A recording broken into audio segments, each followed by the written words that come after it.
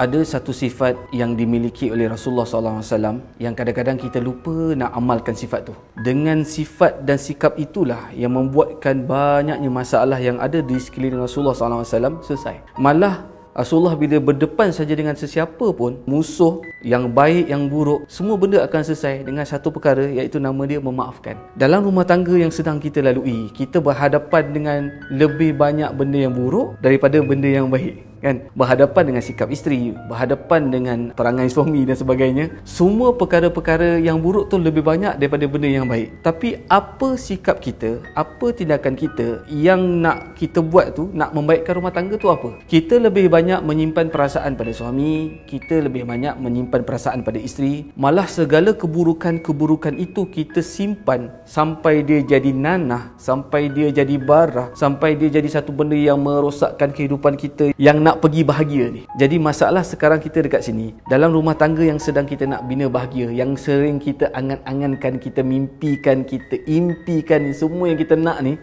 kenapa dia tak boleh jadi bahagia? Sebab kita tak jadi macam Rasulullah SAW. Kita tak boleh nak contohi sikap baginda, iaitu memaafkan. Sebagai manusia, bila kita berdepan dengan banyaknya kelemahan dan kesilapan, maka kita memang kena jadi orang yang pemaaf. Yang kita nak maafkan tu pula bukan orang lain, memang pasangan kita, yang memang kita esok nak hidup dengan dia, lagi setahun nak duduk dengan dia, lagi seminggu nak bersama dengan dia, sepanjang kehidupan kita mesti dengan dia.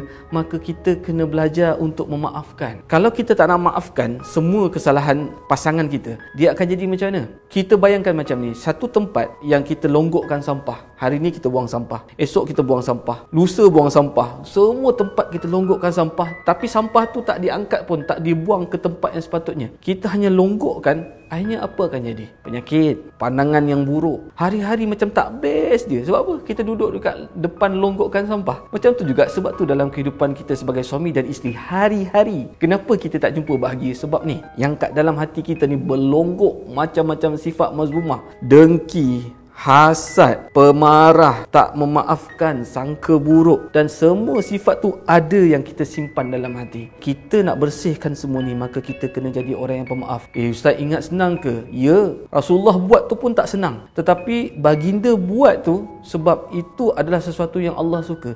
Bila kita memaafkan pasangan, bila kita belajar untuk itu, maka pelan-pelan nanti hati kita ni, dia takkan ada sifat-sifat macam tu. Dia akan letak kat tepi, letak kat tepi. Akhirnya hati kita jadi hati yang bersih, dan kita akan jadi tenang walaupun kita masih berhadapan dengan sikap-sikap dan perangai daripada pasangan kita yang sangat menyakitkan. Maka dalam rumah tangga, kalau kita nak selesaikan banyak perkara, kalau kita nak jadi orang yang baik, kalau kita nak pasangan kita jadi baik, maka tolonglah, belajarlah, ajarkan kepada diri, cakap dengan diri, ya Allah, tolong jadikan aku seorang yang pemaaf. Bila kita memaafkan orang, maka itulah sebenarnya ketenangan-ketenangan yang kita nak cari selama ni. Ketenangan tu takkan kita dapat dengan hanya sekadar kita simpan semua benda buruk, tetapi akan kita dapat kita belajar untuk memaafkan.